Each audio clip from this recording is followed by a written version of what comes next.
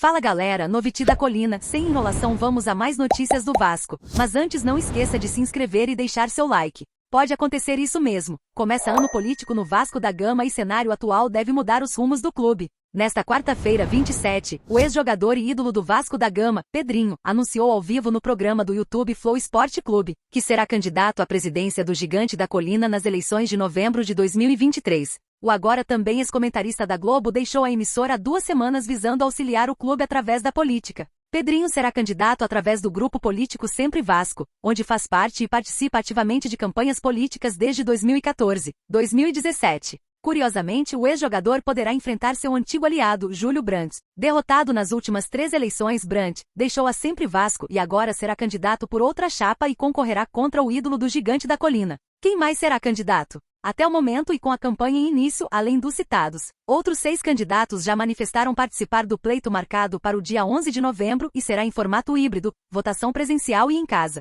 Confira os outros nomes: Eduardo Cassiano, Euriquinho, filho de Eurico Miranda Levinciano, que concorreu em 2020, numa eleição que acabou anulada pela Justiça, Leonardo Rodrigues, Marcelo Borges e Pedro Strozenberg. Nos bastidores da política vascaína é discutida uma aliança de alguns candidatos com Levinciano para polarizar o cenário dele contra Pedrinho e Júlio Brandt. O atual presidente Jorge Salgado não será candidato a uma reeleição. Mesmo com a venda do futebol para 777, o associativo ainda tem muito a propor e mudar o clube. Fora que terá uma cadeira no Vasco SAF para falar sobre o futebol. O torcedor não pode se enganar, será uma eleição difícil e importante assim como outras que ocorreram no clube. Todos os candidatos até o momento estão propondo dialogar a SAF, outros falam em abrir os contratos assinados com a empresa 777, algo cobrado até mesmo por alguns torcedores nas redes sociais. O momento do campo melhorou, mas ano político no Vasco da Gama é sempre uma caixinha de surpresas. Vale destacar que a eleição para virar sociedade anônima acabou sendo uma goleada dos que votaram a favor com 3.000 votos contra menos de 950 de quem não queria. Só que o ano de 2023 é abaixo do que falaram ao torcedor de como seria a mudança em resultados.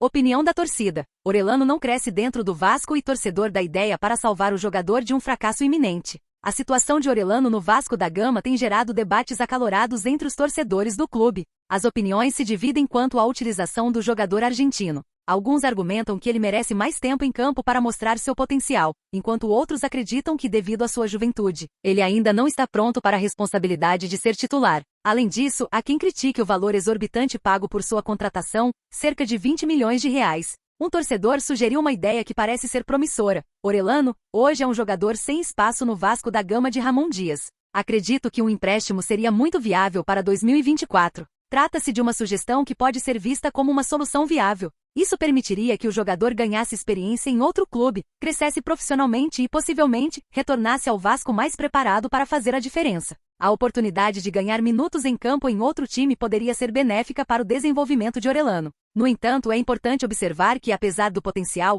os números de Orelhano não têm sido impressionantes. Na última temporada na Argentina, ele participou de 50 jogos, mas marcou apenas 4 gols e deu 4 assistências. Esses números indicam que, embora talentoso, ele ainda não se mostrou o jogador decisivo que a torcida tanto anseia. Em suma, a ausência de Orelhano no Vasco tem gerado debates acalorados, refletindo a incerteza sobre seu papel no clube. O empréstimo em 2024 surge como uma alternativa promissora, permitindo que ele ganhe experiência e evolua profissionalmente. A realidade dos números de sua última temporada na Argentina sugere que há espaço para crescimento, e essa medida poderia ser a chave para desbloquear todo o potencial do jovem jogador argentino.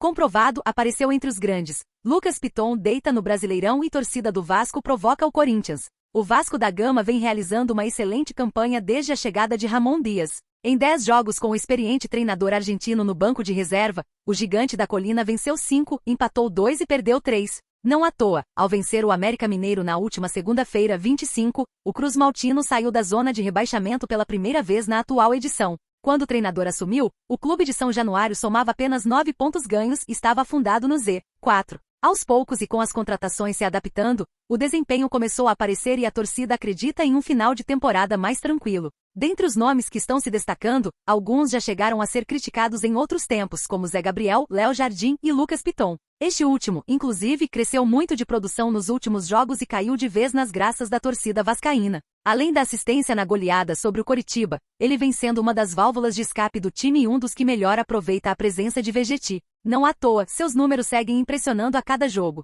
Analisando apenas a atual edição do Brasileirão, o lateral revelado pelo Corinthians lidera o número de cruzamentos certos entre todos os jogadores da atual edição do Brasileirão, com 47. Já olhando apenas para os laterais, o jogador é o líder em passes decisivos e é o terceiro com melhor aproveitamento de cruzamentos, com 35%. Confira alguns elogios da torcida do Vasco ao jogador e brincadeiras com a torcida do Corinthians.